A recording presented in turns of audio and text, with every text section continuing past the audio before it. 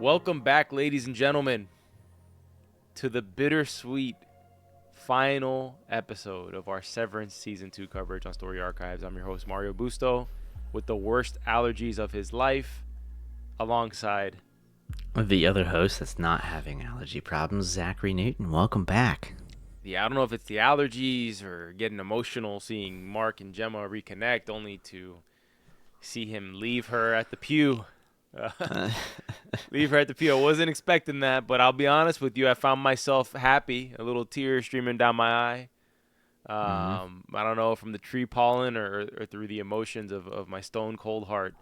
But I kind of was rejoicing at, Helly R and Mark S, just galloping into the sunset or the red. It was neon a lights. nice run, and I would call it running into the sunset. Like that's what the scene totally felt like. But wow, man, what an action-packed episode, compared to like everything else that we've had in this season, where it's just been like this slow burn. And I don't mean that negatively, but like this slow burn getting us to here.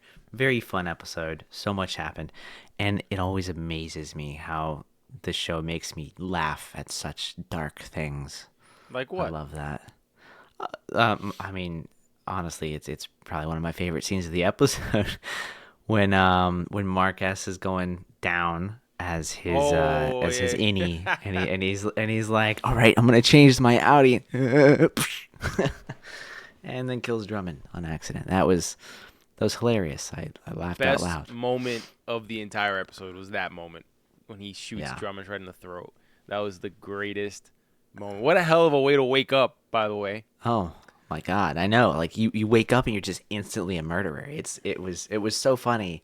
My wife was cleaning while I was watching with like headphones, and I just laughed out loud. And she's like, "What's so funny?" I'm like, "This guy just killed this guy." I'm like, that sounds so bad without all of the context of the rest of the show. But you know what? It was great. It was great. I thought you were gonna tell me you laughed at the goat about to be sacrificed. I was about to be like, you heartless person. No, I didn't laugh at that cute little goat. Though yeah. I don't.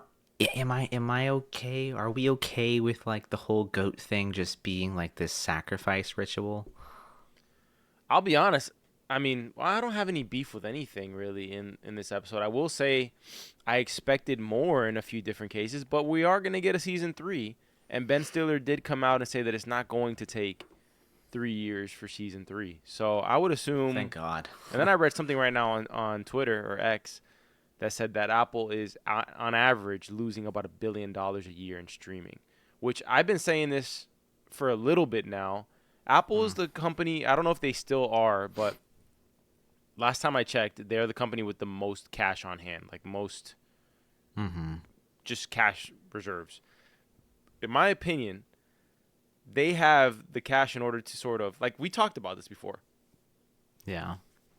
I think on any other network, Foundation doesn't get past season 1, based on the way season 1 was and what I assume the viewership was for season 1 of Foundation, and comparing that to the total cost of what it probably cost to make Foundation, which was probably a fortune. So seems like they're just in the long game of building the best IP out there, the best shows. We have always sort of had this niche, with the caveat of being banned by the damn streaming platform that we have our niche in, of covering Apple TV shows. In fact, we get angry reviews that tell us, go back to Apple TV shows. But that's been our thing, and I've been on it for like 2 years now of saying Apple is consistently releasing the best original programming. And if they're losing money doing that, I think it's only a matter of time until they gain enough steam. So it's like a loss for now, but it's kind of like the type of loss that an Amazon does, right? Where they can afford to lose money, they can afford to charge something at a cheaper price than their competitor, who's the smaller company, can afford to do. And so they're kind of just going that route. And I think it would be such a mistake, because the tone of the article was almost like, will they sunset Apple TV? And I don't think they will.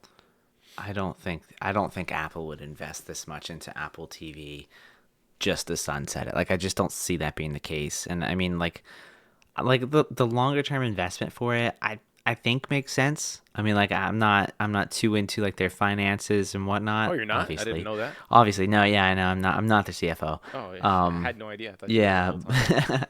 No, but I mean, like it makes sense, for the investment and like keeping the show alive. Because I feel like it's probably better to have like a complete story that somebody can go watch Oh yeah, versus just like, totally. ugh, we killed Foundation, and you have like all of these dead shows. Yeah. Like that almost feels like admitting defeat in a weird way. So I'm glad that they're really keeping it going. But safe to say, Severance, I don't think is one of those shows that would get No, the axe at this point. This is like, no. this is one of the best shows like ever, and I love that it's original, right? Like it's not based on a book, it's not based Yeah. on, a movie, from my understanding. So No, I'm loving it. I don't think it's a hot take to say Severance is the hottest show on TV right now. Mm-hmm. There is nothing hotter than it. I don't think it's catching fire with social media trends.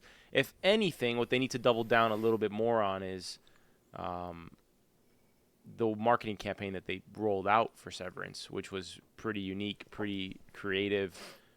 Yeah, Doing the installation in New York at Grand Central, I think it's Grand Central. I believe. Doing the little computer game, the newsletters, like the whole world, and that's what it's about, right? Like everybody goes to Disney World, right? Mm-hmm. Disney World, Disneyland, wherever you're at, and you think about it, someone had to create that world. Somebody had to create this whole universe of things that you know of just by looking at. You see something that's Pirates of the Caribbean, it's Pirates of the Caribbean because you went there, you saw the 3 or 4 movies that came out, all of that, right? Snow White, all the stuff. Yeah. And that's the same thing with any of these shows. Stranger Things on Netflix. Is there a bigger IP for Netflix than Stranger Things? No, there's not. So for Apple, being kind of young in the game, they've got two Hmm. solidified things so far. They got Ted Lasso and they have Severance. Yeah. You can maybe say Silo. I don't think Silo's gotten to that level yet. In fact, I think maybe Silo did a dip on this last season a bit, um, based just on the numbers. Um, but they have solid, like, the Severance world is its own like universe. Maybe we get an Apple theme park one day with all their stuff. You never know. Yeah, I don't know. That'd be I cool, mean, man. I could see it. I mean, we do have Apple Park. It's just not an Apple theme park. Yeah. Which Speaking funny of, enough, I was gonna make a comment about Apple Park, like yeah, basically. go for it. We had a commenter who hated on me because of my Manchester United jersey, but the guy who they're doing a new stadium, which by the way, Yeah. all love to the commenter who said that. But it's more the comment that Manchester's making a new stadium, and the architect who made Apple Park is making the new stadium. So Hmm. it's pretty cool. Anyways, what were you gonna say? I was just gonna say, speaking of Ted Lasso and football and things like that, didn't Ted Lasso just get greenlit for a new season? Season 4, yep. Yeah. Season 4. I don't know if the reaction was very good for season 3. Eh, So Yeah, I know. Season 3 kind of felt like it went downhill a bit for me when I watched it. It was a still good season, I think, in my opinion. But I did think it ended really well. Like I liked the ending of season 3, so I'm not sure how I really feel about there being a season 4 just yet.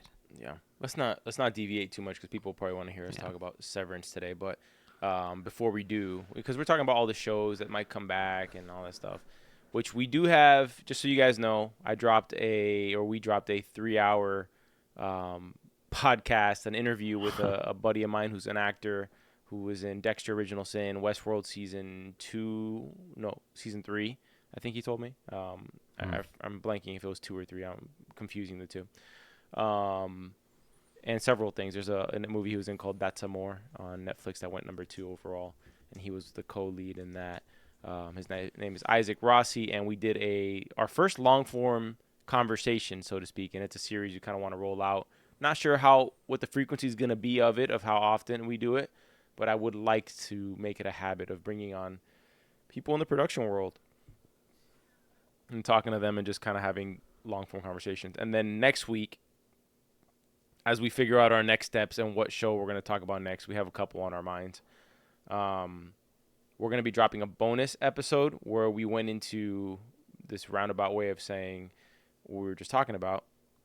A new show coming to HBO pretty soon, which is an old movie or a relatively recent movie, Harry Potter. And we went all in on talking about the recent casting news of Harry Potter. If you don't know, I'm a Harry Potter nerd. Zach is a Harry Potter nerd by association of his wife. And Yeah. we were just talking about all of our opinions on the casting of Dumbledore, the casting of Snape, who's going to play the kids, the casting of McGonagall, all the different things we were talking about. So if you want to tune into that, be on the lookout. Make sure to subscribe because an alarming amount of you are not subscribed to the channel. And help us get to 1,000. Let's celebrate Severance episode 10 with 1,000 subs. So yeah. Yeah. Let's exalt that victory very, very soon, please. Thank you. Bring your goats to Kier. Okay.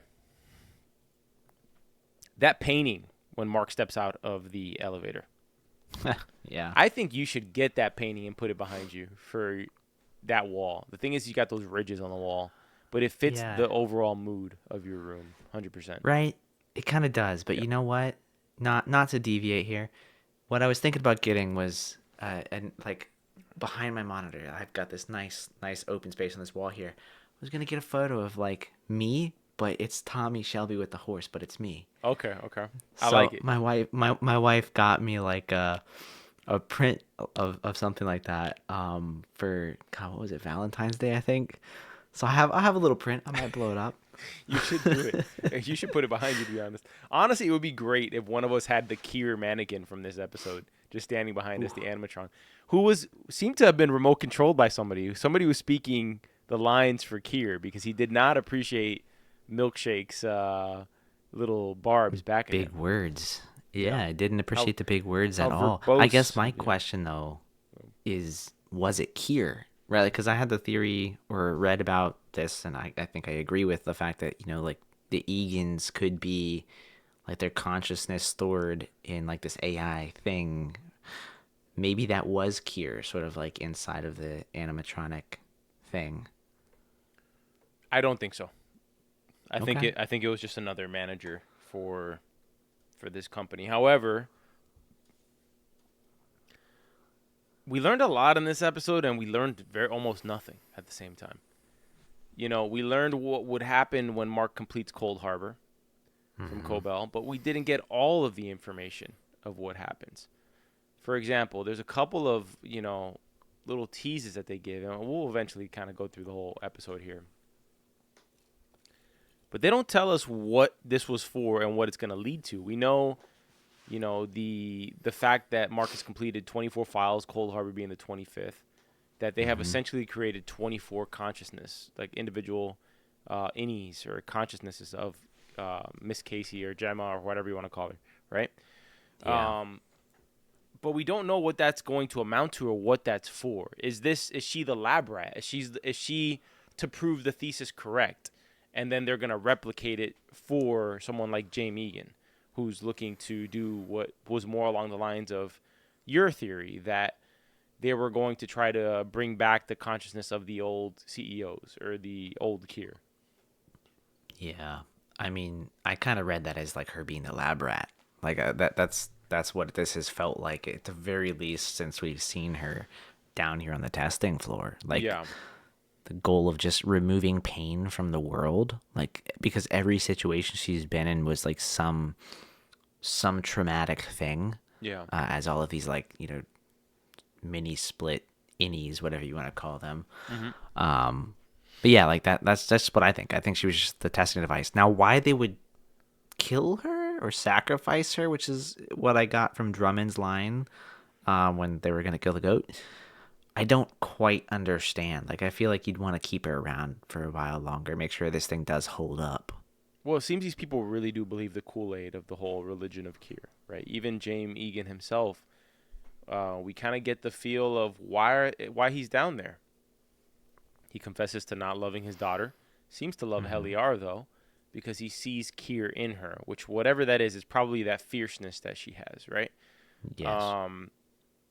And then we also get the whole goat thing of how we need this goat to entomb to take the spirit over to Kier, So they seem to really Yeah. buy into drink the Kool-Aid of what they're preaching in some way. I wanted to talk about that painting though, because I was looking at it, and you can go to it and you can pause the frame on it if you want. It seems to be the perspective from somebody who's opening their eyes, looking at these things. So if you see it, it's kind of like the silhouette of an eye. And you already passed it. I wasn't sure if it was the eye of Kier or if this is the eye of Gemma. But you can see Gemma in the frame, right? She's Yeah. standing to the left of Mark. He has his hand up. Mark has his eyes closed, which is kind of like almost see no evil. Um, and then you have, of course, that pose up there of the Kiers up top, right? The one who's Yeah. doing this sort of pose with his knee up. Well, we saw that painting of the Kier looking over the valley, right? Yeah. Um, and so there's like a lot of symbolism in this painting. It's in the same location as the Orbo of the world's quote unquote largest waterfall, I think. Mm-hmm. Um, there's a lot going on here. It doesn't look exactly like that waterfall, but made me wonder if this was for playing along the lines of your theory with Kier coming back to life, that being the end game here, or if this had more to do with Gemma. I feel like it has to do more with Kier coming back to life. I feel like Gemma is, dare I say, a pawn in this? I mean, maybe. I mean, she definitely seems like a lab rat to me. I don't see her being like the key focus. Like, even with Mark being as important as he's been, like, I don't think he's really all that important other than the fact that it's just like, look, these are the lab rats that they're using to test out the solution. But, this is really going to be focused on maybe bringing back Kier, storing their consciousness in some other way. So I think maybe you're onto something with like this potentially being the perspective of Kier than anything else. It is kind of just weird how Mark is like standing there like he's everybody's savior. Like this just feels like such a religious sort of image. It really does. I'm there's just a lot of questions I have, man. Like going into next season now, where does this leave everybody? The file's complete, but now Gemma's gone. Hopefully she escapes. Another thing, there's just like a wild question mark for me. No Irv in the whole finale, which I found shocking. Not Um, at all. and then Dylan's role is just glorified hold the vending machine on the door. Like just almost nothing to do for Dylan. He does his season finale special, which is just holding stuff, right? Yeah. Um, this is like two finales in a row here. I will say season one finale is still top of my list, better than this one. Um, It's a hard one to top. it's very It difficult really to top. is. They Yeah. they I still think this one was amazing, one of the best hours of TV I've seen, but the first one will always have a special place in my heart for sure. Um, I was surprised that the whole Dylan Audi Innie situation, and then him coming back to the vending machine, and I was really shocked at the way this thing ended. I'm not trying to go out of order here, but I just really wonder where we end up. How does Lumen allow these people to survive on the severed floor? What was the purpose of Dylan and Irv the whole time? If it was so directed for Mark to finish this file, why surround him by so many different people? You know, risking that you would dilute and have him sort of get attached to these people down there. What's the point of having Helena down there to oversee this? And not put a stop to the fact that him and Helly are getting feelings for each other. There's a lot Yeah. to talk about here, and we can possibly start with the birthing cabin where we start the episode, because right away we kind of get this dynamic which we talked about earlier in the season, which was the rivalry between the Innie and Audi, and the whole thing that we were talking about, and I think we mentioned it maybe in the last episode, is in order for Audi Mark to get his life back, Innie Mark has to die pretty much, unless Yep. reintegration is a real possibility. So the moment I thought he played that negotiation completely wrong. If he really wanted his life back, he had no choice but to lie to his Innie. Because he can't guarantee him that reintegration is going to be successful, right? And also, Yeah. I'm not convinced that Audi Mark would have continued to do the reintegration process. I am not convinced he would have done it. I think once he had Gemma, he's not going to risk dying, which that would be a very real possibility. And he was not convincing me. And to the point where I even wrote it down in my notes, I said, I think Audi Mark is trying to play Innie Mark here. Yeah. I wrote down something similar, but I was just saying like the personality of Audi Mark just felt so much more manipulative than that of Innie Marks. Well, he was trying to he was negotiating, but Innie Mark had the better cards, as Trump would say to Zelensky. You don't have the cards. You don't have the cards. Innie Mark had the cards here. Okay, right? And Yeah. essentially he was calling him out, which I was a little surprised how combative Innie Mark was. But the moment I knew it was gonna go wrong was when Audi Mark brought up Helene, which is almost Melanie. eerily similar to the way and the insulting way, and I think it's brilliant writing, the way he was offended by Helena getting his wife's name wrong in the restaurant, right? It's that same sense, right? That Mark in the restaurant, Audi Mark was pissed at that, right? Because what does he do right Yeah. after? He drives to go and continue with do something about it, Reintegration. right? And then since they're the same person, as like Audi Dylan said to Innie Dylan, like, of course you kind of you have the hots for my wife. We're sort of the same consciousness, so of course you sort of like her too, right? Yeah. This is kind of the same thing. The moment you see Innie Mark's reaction to, bringing up Helene, and he says it's actually Helly. I knew it was going downhill from there. That he blew it. There was just no coming back from that sort of negotiating faux pas. And the problem is that Audi Mark had to convince this guy to pretty much kill himself for his wife.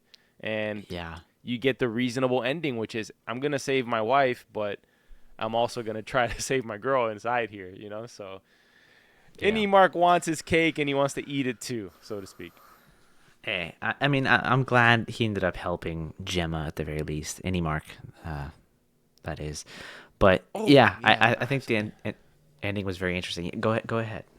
What's your other Well, thought? if you think about it from Innie Mark's perspective, if he got Gemma out of there, and maybe he didn't have so much time to think, maybe he thinks he can have the best of both worlds here. He can live with Innie, Helena inside, right?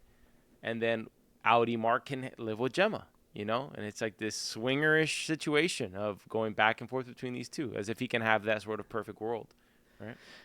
It would be interesting. I mean, the thought crossed my mind, but I don't think Helly and Mark are really thinking far ahead. No, neither do I. I mean, because like, where are they gonna go? Like, what are they gonna do? Like, you're literally in a Lumen facility on some very secured floor. You're gonna just leave and show back up to work. Like, they're not gonna let you guys stay there and keep things going on. At least I wouldn't expect that. Well, they have a whole army now. So what if they refuse to go in the elevator? Fair. What if they refuse to go in the elevator again, and they stay down there? Well, then Mark S's Audi just never gets to be with Gemma ever. Then they're just have an encampment downstairs. I find it very difficult to believe that Gemma's going to make it home unless Devin has the car running in the parking lot, which likely is the case in order to get her out of there. Unless we are to believe that Mr. Drummond is the only layer of security in this entire building, which I found a little bit ridiculous, to be honest with you. I did too. It kind of felt like he really was the only Get Mr. Drummond level of security. Get Mr. Drummond. But I mean, like, it's also not surprising to me because throughout this entire show, like, he really seemed to be the only muscle. Like, there's been very few people throughout, like, the show that we've seen in a position of power outside of, like, Helly and Milchick and Cobell. Like, it's been a very tight-knit group of individuals. And maybe for a reason, though, because what they're working on is very legally dubious, so to speak, how verbose of me. It's very legally shady, right? It's gray area. So how many people do you really want to know about this? But I assume season 3, I mean, we kind of talked about this, man. We said end of season 2 is going to be the breakout, right? Break Gemma out. And then I think I literally had a whole prediction at the end of last episode where I said exactly how this thing was going to end. Let me open up my notes. I don't remember if I wrote it down, but I said I mean, you were definitely talking about like an Ocean's 11 breakout scene is what you were harping on. Ended up being like that, just a bit sloppier. I didn't write it down, but and then I said that season 3 would be the fight against Lumen to tear down Lumen, and this will begin a lot more interestingly. Yeah. I feel like next season's going to be a lot better than 2. Quicker. Well, yeah, I mean, I think it'll be better than season 2. But I feel like the pace of it's just going to be a lot faster. Like, I feel like, we've now got a lot of people involved. It's not just like 4 core individuals. So It's I'm looking forward to season 3 and seeing maybe some battles. I'm also hoping. I thought for a moment Milchick was gonna have like a yeah, me too. redemption moment in this episode. I wrote it down. I'm like, I literally said Milchick has to finally turn against Lumen. It's been building, and it just didn't happen. So No. I think we're gonna see that in season 3.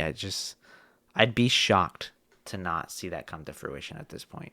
Well, I thought the same thing too, especially when he got upset about the whole verbose comment. But then I think he kind of turned a leaf towards the dark side in that bathroom because he had a choice to give up, and then he had a choice to fight back and kind of not let people mess with him anymore. And he kind of took that second choice. So I don't know if he'll ever come to the light side or not, but it'll be interesting to see. I'm not going to give spoilers for Silo, but I'm going to say this: season 1 of Severance and Silo have something in common, where the way it ends, and it's kind of like this very hard to top build up for a season 2. But I think the way both series open up in season 2 will lead it to a very peak season 3 for both series. So I think the way Severance opens up now is that we kind of got all the stuff, like the whole groundwork laid. A lot of the mysteries are answered, Yeah. but there's a whole another layer of this onion that we're going to unpack. And now we don't have to spend so much time on breaking out Gemma, right? Now it's everything else. There's a lot to work with because now you get to dive into like all of Lumen now, probably, Yeah. you know? Yeah, I mean, they did a really good job. I would say season 2 of Severance did a much better job than season 2 of Silo in terms of just like keeping me sucked in. But dang, I was really locked on to this show and this episode as well. Like it was everything was fun to watch in this. I loved the lighting. I loved the effects. The antics of like the marching band was that one surprised me a little bit, but was equally funny. Yeah, and side note, for anyone who's just listening to our Severance coverage, we do have an entire series on Silo that you can tune into and kind of have it as a commentary. Agreed. Severance is the only show that can pull off having a full-fledged marching band and not it being such a like a laugh-off moment and like, Yeah. oh, this show's stupid type of moment. No, it is perfect. And we actually got, and I was so happy because we got another milk chick dancing scene, you know? It's almost like Yes, they he left owns season. those, man. Yeah, it's like we left season 1, and they were like, we gotta have one more Milchick dancing scene. And by the way, that man can move, bro. He can move. It was actually kind of perfect timing because March Madness started today, and it was a marching band playing very college-sounding band themes. And Ben Stiller's a big basketball junkie. He's a Knicks fan, so I think he's a Knicks fan. And so I found that kind of interesting, the timing of that, right? And Yeah. Apple seems to like to play around real world events when they launch things, like when the way they launched the Gorge during on Valentine's Day. So interesting little Easter egg there I found, but maybe it was a coincidence. Very, very well could have been. Yeah. So we talked about Innie In, Mark and Audi Mark I going at it. I did really love that scene in the cabin though between Innie and Addie Mark. I thought it was Like brilliant. Yeah. Adam Scott's depth there in those characters I think was phenomenal. Uh, Like I loved seeing it, and it was cut together so well. Like I was relieved that it wasn't just like this constant like, okay, I say something and now I walk through the door. Like they cut it together in a nice way. It felt like it had good pace. My goosebumps moment of Adam Scott's acting in this episode actually wasn't that scene. It was when he sits down at the desk to finish Cold Harbor, And the tear comes down. and he looks. It's even before that when Helly says something and he turned. It's just the way his head goes over his shoulder and looks at her that it was such a incredible scene between those two. It was that, and there was like a close up with him, and you could just see Yeah. like the pain in his Oh, face, like so the good. twitching. Like, dude, that was phenomenal. Yeah. But Also makes you fall in love with Helly in that scene too. How selfless she is. oh yeah, Yeah. Yeah. yeah. Beautiful. I liked that a lot. Yeah, I will say though that that conversation between Annie and Addie Mark before we move on, Annie Mark had said something I didn't really think about when it came to like this reintegration because I kind of thought it was more of just like these, I guess, two minds coming together in like this equal manner.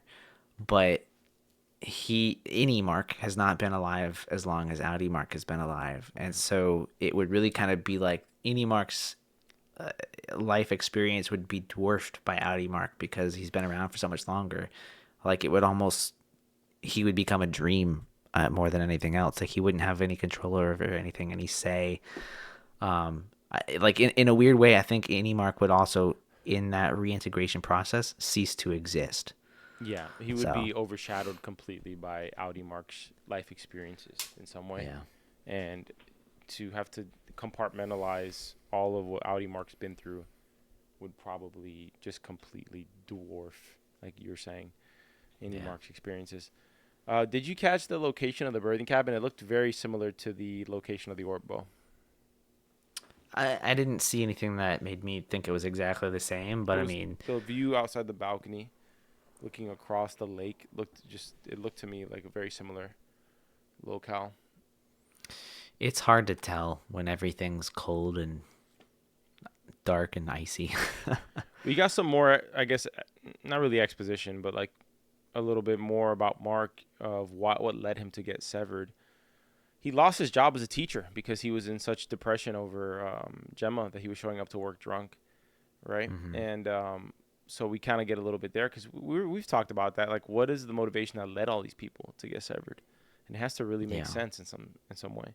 So we also got the bombshell of the episode, which I know is going to be the talking point of everything. Like the biggest talking point of this whole episode is the moment where Audi Mark's failing to convince Innie Mark, and Cobell's like, "Let Mama handle this," and she's like, "The numbers are your wife. The numbers on the council are your wife." You know.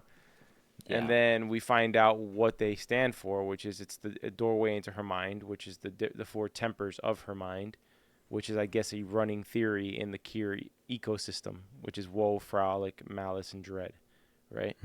And those clusters are the building blocks of her mind. So every file he's completed is a new consciousness that's being built for her, essentially a new Innie. And we still don't know what that's going to lead to, but I think that will be a key cog in season 3. Because the thing is, that's already done.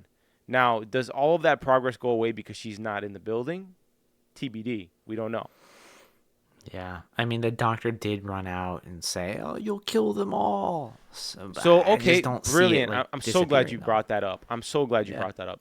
Because I wanted to make sure we didn't forget that. Because I thought that was another, probably one of the, what felt almost like a throwaway if you weren't paying Yeah. attention, if you didn't have subtitles on, or if you watched this in a watch party and people were screaming during that scene. He did say, "You're going to kill them all." You're assuming that he's only referring to the 24 consciousnesses that they created down there. Well, now 25. I think 25 walked I out the door. 26 though if you include her Audi, right? Yeah.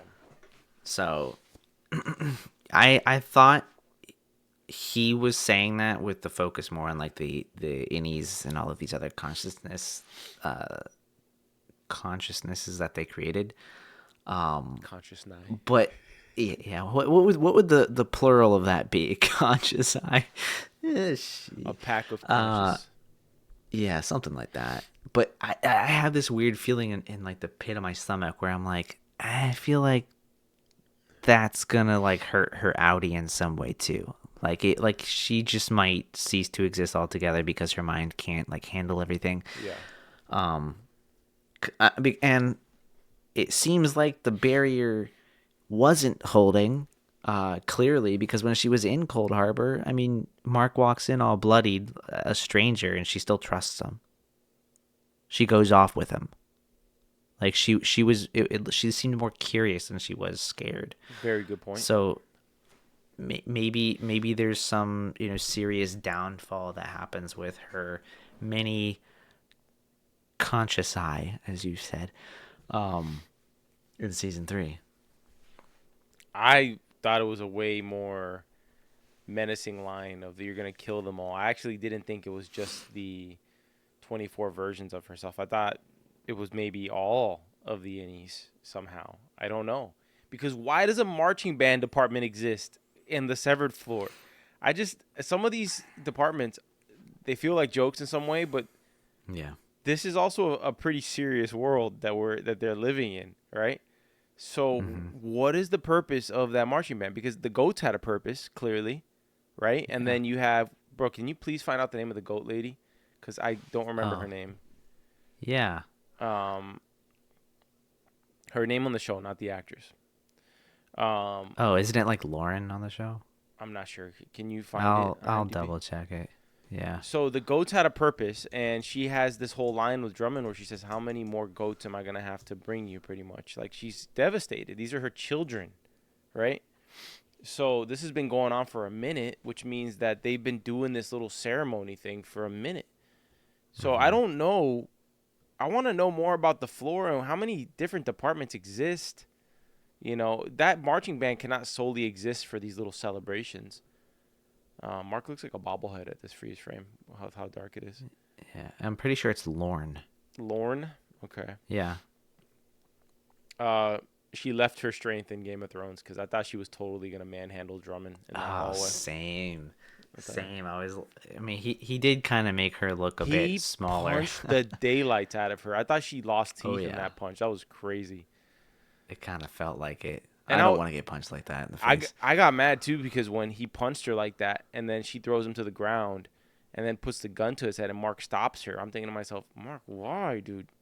Why kill this freaking bastard? Kill him. I thought the same thing too. I was so like locked into the moment. I'm Yeah. like, dude, like what? Take his Like key card. I thought it was maybe going to be like a comical moment, and he was like, "Let me move my leg first," Yeah, because yeah, he's yeah. like, right behind the guy's head. But he had a good reason. He was going to walk him in as like a prisoner, Yeah. which didn't work too well for him. I don't understand Lumen sometimes, man. I feel like for such an important operation, it's all these self-inflicted wounds in some sense. Like you open the elevator and you got this freaking menacing new painting, right? It's little things. Things, which is I should have watched the after credits on this one, but it's late when we started recording, so I didn't do it. Yeah. But I do wonder because it's just like they're like the Mr. Magoo of evil organizations. For something so serious, how do you have so many of these variables that are just allowed to wander? How do you not have mics picking up everything at the desk? I don't. It's like little things like that I don't quite understand. But then there was little details like this, for example, like when Innie and Audi Mark are doing their negotiation, for some reason Cobell and Devin have to leave. They cannot hear the conversation. And then when Milchick goes and delivers the resignation letter from Audi Dillon to Innie Dillon, he sprints away. So is there a protocol for people not being able to listen to Innie's and Audi's essentially interacting with each other? Because that was twice in that episode that they did that. That's interesting. I did not draw that comparison. I laughed hard as hell when I did Milchick too. bolted out of the room. that was funny. But no, that's interesting. Like maybe there is something there. I don't know what it would be. Because like Milchick knows both of their innies and outies. Like I mean, if you want a pineapple, he'll bring one to you. So I don't know what the significance of that really would be. Maybe it's just like some sort of respect, because like this is kind of like an inner dialogue. You're talking to yourself, you're battling yourself. Respecting what? They're prisoners. When he finishes Their Cold Harbor, everybody's going to privacy, I die. guess, at this point. I don't know. My whole point is that it's not like they're going to let these people wander free, right? They're going to No, kill I all wouldn't these expect innies. that. Yeah, they're going to kill all the innies. They're going to pretty much...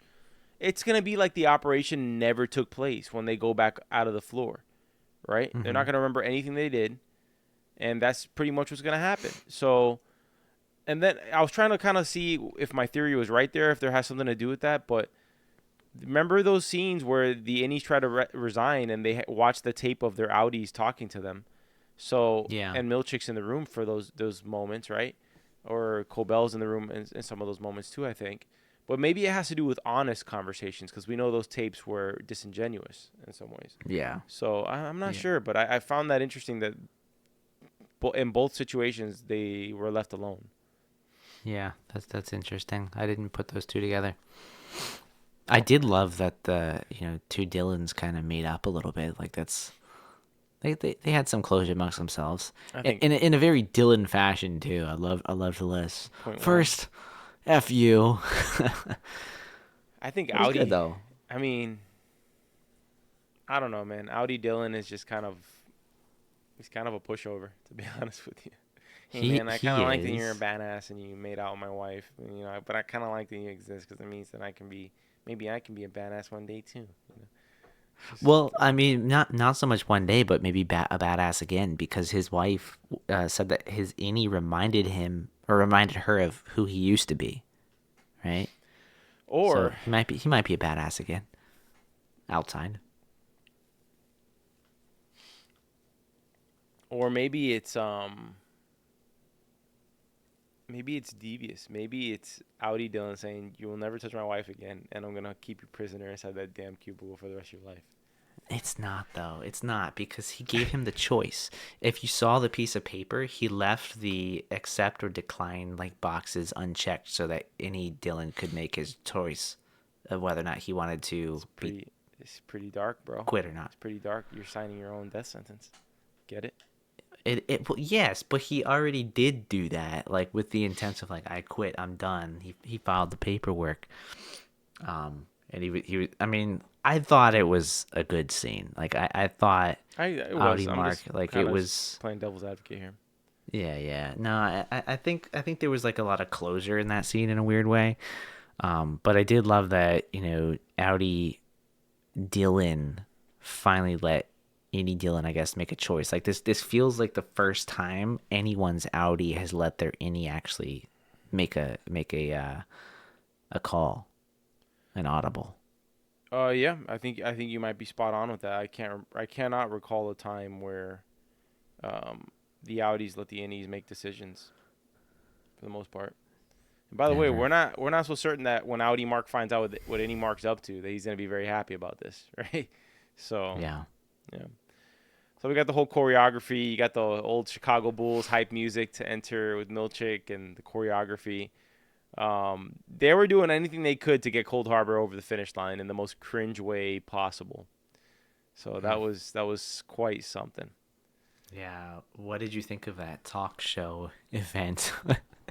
And Milchick. Well, I thought it That was, was I was the whole time I'm trying to spectacular. think like, how much of this do I take seriously? How much do I not take seriously? And I just thought it was, they have 3% to go or 4% to go on this file. They really need it Hmm. done, and so they just rolled out the red carpet to get it done. You know, Yeah. they don't know what Mark did on his off time, so they're assuming he's coming in there, and they just really want to motivate him to get it done somehow. Although I thought for a moment when the smoke came out of the vents that was going to be his death, like they were going to gas him. I thought it was gonna knock them out. I didn't think it was gonna kill them. I thought it was gonna knock them out. They were gonna like transport them somewhere. I Yeah, will say though, I did love the lighting effects like in this episode were really fun to watch. Like it yeah, was like just like the path that the lights would take down the hall, like guiding, like subtly guiding them to their final destination, to macro data refinement. if you really It think was about great. it, based on what you just said, the the finale was kind of lean in terms of the scope of what they did because you got the cabin. Think about the Hmm. locations that we saw in this episode: cabin, Yeah. elevator entrance, the office that they always work in, the hallway with Hmm. the staircase door, the goat sacrifice room, the Hmm. same dark hallway that we see going to testing, and then testing in Cold Harbor. So like if you think about it, it was a very like the scope of the production, so to speak, was simplified to I think it helped to simplify things to have it in such minimal locations. Yeah. Yeah, there wasn't a lot of new places. I mean, just two, really, because we'd already seen down in the testing room. We're already familiar with the dark hall. It was just the cabin and the goat sacrifice room that was new. Yeah. Yeah. Would you So have sacrificed the goat? no, the goat was super cute, man. I know. The goat was super cute. It was Well, dark. the The goat the lives. whole scene was dark. I was just very happy Drummond died, to be honest with you. Which we Yeah. talked about this too. Like there hasn't been a single death on the show, right? PD, I guess, but Hmm. since then we haven't had one. So there's kind of been this tension of who's gonna be the first one to die, and it was Drummond. So I think, man, honestly, I wouldn't be surprised if season 3 ends up being like dark. Like it'll get. I Bodies feel like dropping everywhere. I feel like it might get extreme, yeah, because there was moments in this episode where when Audi Mark goes to the testing floor, it felt almost John Wicky a little bit. It was like bloody suit, hair all disheveled, Yeah. gun in his hand, body falls and plops on the floor. The music cuts out. You know, it was very like a John Wick movie, in some way, but no, he couldn't even intimidate the nurse. So Nope. yeah, that nurse is That was scary, funny, so, shouting at her to get her to run off. Yeah, yeah. I did love the little wrinkle with the tie being bloody, and using it for the blood on the door. I thought that was great. It was clever. Very clever. So, Helly steals the walkie-talkie. Milkshake. I'm gonna always call him Milkshake. Locks him in the bathroom for the entire episode, pretty much after his little dance routine. Drummond, very conveniently, his goat sacrifice room is right in front of the hallway to the testing floor, which is very convenient for Mark because it leads to him being able to get to the elevator. And then very perfect timing for Lorne, the goat herder, to get annoyed with and fed up with how many goats she's been having to kill. And thanks to her love of a meal, Mark is able to go to the testing floor. Yeah. I feel like the moment I saw Lorne in this episode bringing that goat there, I felt like I knew she was gonna break at some point, like break and turn against, Drummond or whoever was gonna be there. Like it felt less of a question whether or not she would. It was just like, okay, when is she gonna step in? Like I felt like I was waiting there for too long for her to like jump in, based on how distraught she seemed about the fact that she had to go kill another goat. Yeah. Well, this show kind of does that to you, right? It kind of like you expect something and it just does not happen. Like I was expecting Milchick to revolt in this episode, but who knows? Maybe he'll still be the leader of whatever happens there because Helly is able to get the whole marching band, CNM. What do they call them? What does that stand for again? Oh God. Something in something. Something in merriment. Something in merriment. Yeah. She's able to get the entire band to revolt because they've all apparently gone through very similar instances of what they've gone through in macro data refinement. So it'll be very interesting to see if Milchick continues to try to be the Lumen enforcer or maybe the advocate for the Innies. Yeah. I'm trying to look at what the C stands for. I can't remember for the life of me. Yeah. Cherishing or something like that. Cherish. I don't know. I'm gonna have to look that up. So then we get to the escape scene. Mark breaks out Gemma. She listens to him, leaves, unsevers because she steps into the hallway and recognizes Mark. But it's very short-lived because we get a code red and we get Mark essentially severing back to his Innie version of himself. And then we get the most memorable scene in the episode, which is the hallway, Gemma locked out in the staircase, Innie Mark refusing to go out because he knows if he goes out, it's pretty much the end of his life and the end of his love to Helly. And running away into the severed floors version of a sunset with Helly and the new painting that we get. I wonder who takes these paintings home because somebody gets to take them home. Like that big one we saw in the lobby, somebody on that crew. Maybe it's the owner, the creator of the show gets it. Who knows? Maybe. Tim. Oh, you meant in real life. I thought you were talking about like in the show itself. No. I was like, yeah, Bert's the one that takes them home. Maybe doesn't Tim he? Cook gets it. Maybe Tim Cook gets that painting. That'd be cool. It's so creepy though. I don't even know if I'd want it in my house. It is a little terrifying. Like imagine like you wake up and it's like 2 that? a.m. and you're like walking to the bathroom down the hall or something, and that's just sitting there. It would be cool though if you had like a movie theater in your house and you had it in there. That would be cool. Yeah, that would be cool. It'd be special. Choreography and merriment. Choreography and merriment. Yeah, that makes sense. Makes a lot of sense. I was wondering. I was like, are they all severed? Oh, for sure. Yeah, they're all severed. That's just crazy. You would sever that many people just for a freaking band. That's what I'm trying to say is that we need to know more about why these departments exist because if MDR exists for Cold Harbor. Maybe they didn't exist for Cold Harbor before that. We don't know. So I'm very interested to know what the hell else is going on the floor and what is their unique purposes. Is all of that there as a ruse for Mark? I don't know. It's very interesting. I don't believe it is, but yeah. Okay. What did you think of Jame Egan finally showing some emotion? Which emotion are you referring to? Oh, anger. When he gets angry at the whole operation failing before him. I feel Yeah, it's like just whatever this experiment is was directly related to him living forever in some sense. I think he's a little concerned now that he might not. I'd be a little concerned too. I would be. How do you think, where do you think it'll come into play next season of the whole I see Kieran you with Helly, that whole moment? Do you think that's going to rear its head in season 3? Possibly. I mean, I feel like it kind of has to. Otherwise, it feels like a smoking gun or something. Yeah. I was kind of expecting to potentially see a moment where James swaps his daughters, if that makes sense. Same.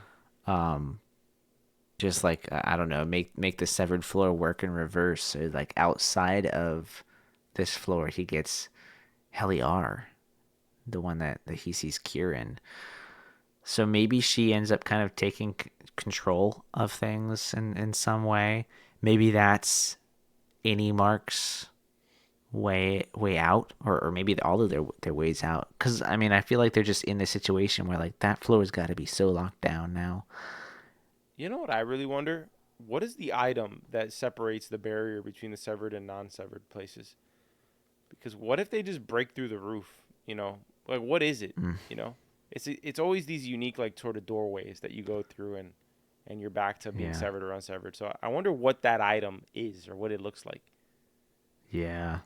Like maybe it's just like something in the door frame, right? Like it's like this field that you walk through. That's what I'm This saying. Like, invisible can you field. disable it somehow? You know, I don't know. It's interesting to think about. If you disable just It one is. doorway, you can walk free pretty much.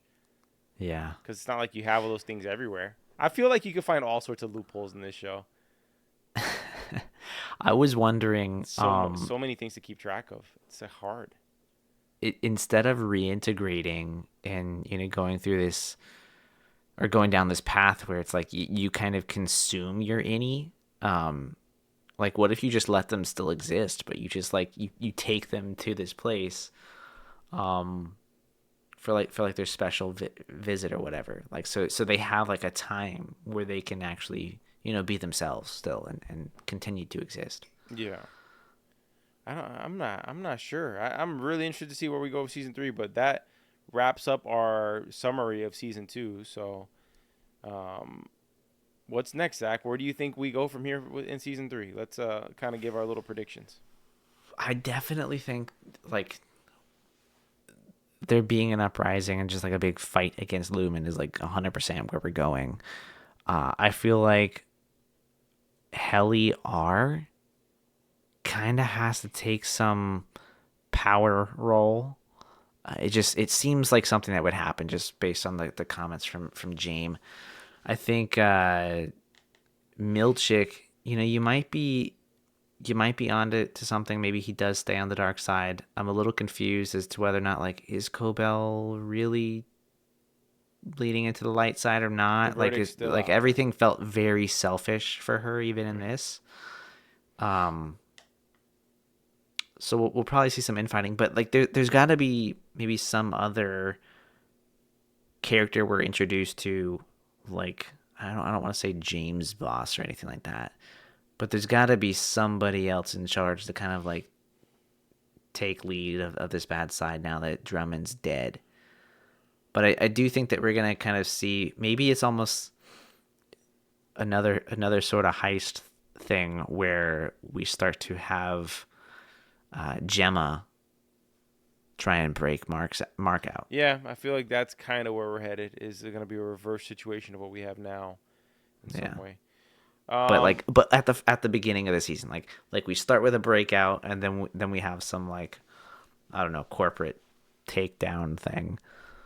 I obviously haven't had a lot of time to think about it, but I think, you know, the show, in order now for the show to end in a happy note, there has to be a happy ending with Helly and Mark S. There just has to. There has to be a way that those two still get to love each other and exist. Because now, nobody's going to be happy. In fact, I would dare say that the audience is more attached to Mark S. and Helly than they are to Mark and Gemma, because we haven't seen them together. Yeah, they've had a lot more FaceTime together. Yeah, I would also say on-screen chemistry, I'd say Mark has more chemistry with Helly than with Gemma. But that's because we've seen them for 20 episodes get to know each other, right? Or not, maybe not 20. Season 1 had many episodes? 10? Or 8? I think it was 10. Okay, so 20 episodes of their chemistry developing, and we only got maybe 2 episodes of Mark and Gemma, so it's really not fair either. So yeah, it's definitely not fair.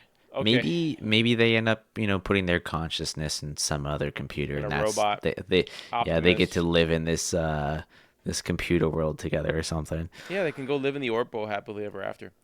Perfect. Shall we read some comments and do our categories? Please do. We have an email from book reader Mike. This is after the Cheeky Bardo episode. Some neat things in here. It's always a hoot to hear you reading my stuff on the podcast. I love it. I'm glad I could contribute, hopefully, to yours and the audience's enjoyment of the show.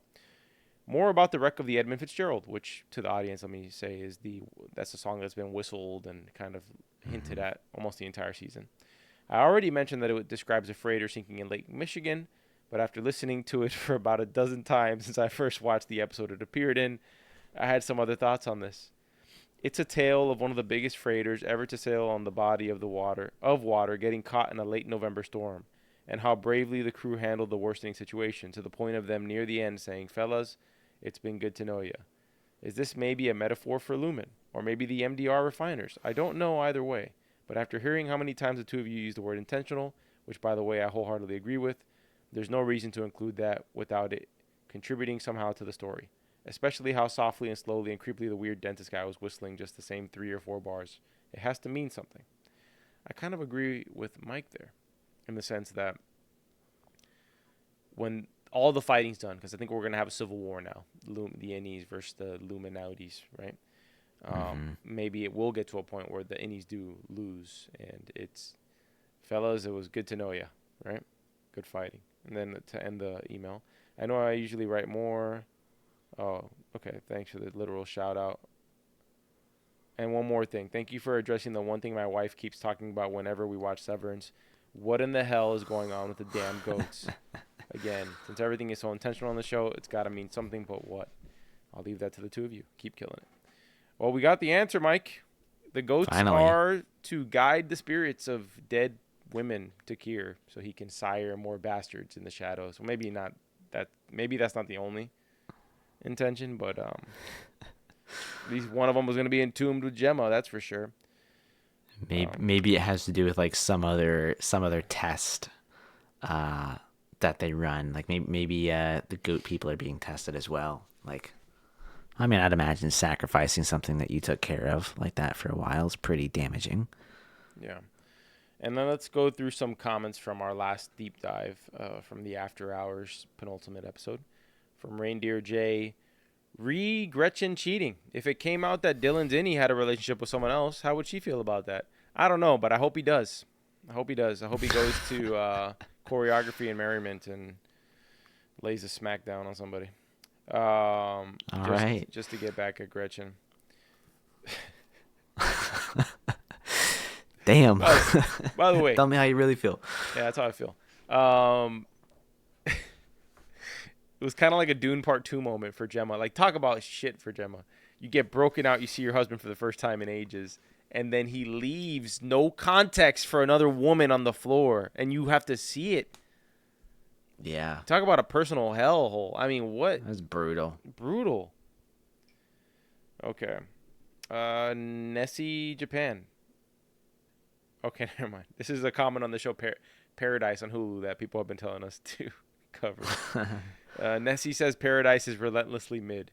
So if anybody wants to clap back at Nessie, please go after her in the comments, or he. some comments on Svalbard, where poor Miss Huang, who was nowhere to be found in this episode, unfortunately. She's been sent over there to wherever that, I forgot what they called it, but essentially it's part of Norway, which I thought it was independent of Norway, but I guess I was wrong. And it is where the World Seed Bank is located. Now, that sounds like a Severance type of thing, doesn't it? The World Seed Bank. It really does. Really does. Me and you had a dumbass moment where we asked the bailiff. It's clearly Irv's last name, and I guess me and you just recorded a little bit too late that night to remember that. So thank you all for pointing that out. But you guys were wrong. Irv was not in the finale. So, yeah. We still don't know who Irv was calling, and I'm assuming we will find that out in Season 3. Because Irv's train is heading somewhere. Where it's heading, we don't know. Thank you, Tobias, as usual, helping us climb to the 1,000 sub marker.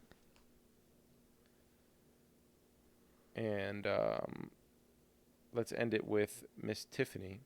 The father said you tricked me because she did so during the first Innie outside experience at the ceremony. Okay. It ended up being that her tricking him was something that impressed him. So sometimes it be that way, man. Yeah. He thought he saw Kier in Heli E, but it was really Heli R. Interesting. Deep. That's deep. Categories? Well, let's get into some categories. Let's start with favorite line, even though I didn't feel like this was a very line heavy episode.